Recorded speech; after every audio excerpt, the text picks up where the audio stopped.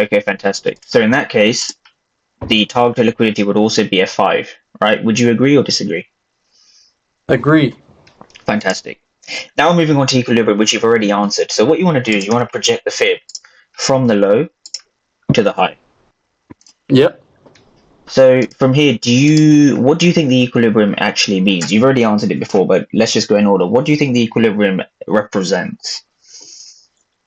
You're talking about the actual middle, the equilibrium. The equilibrium is where there's like the buyers and sellers are basically in the same.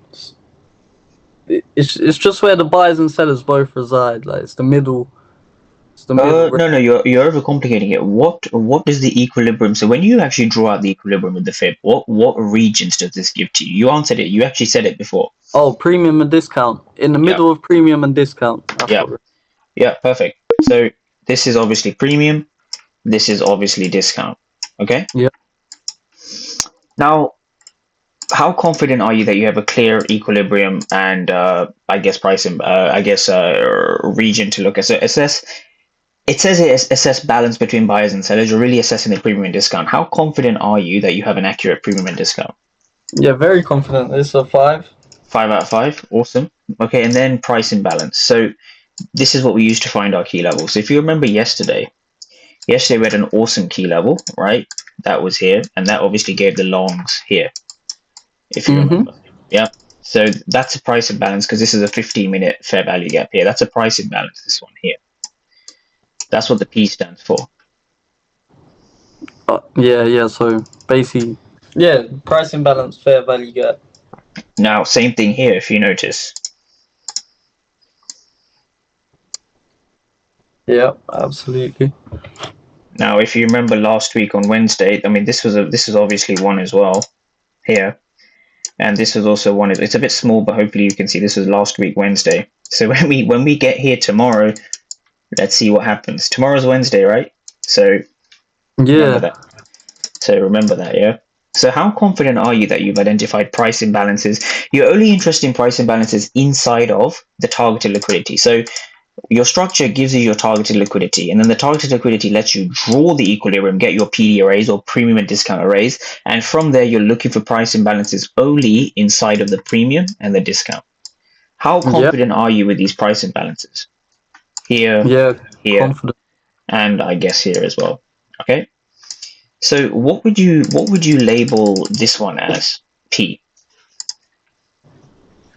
That would be a 5 as well. Well done. I agree with you on all of these.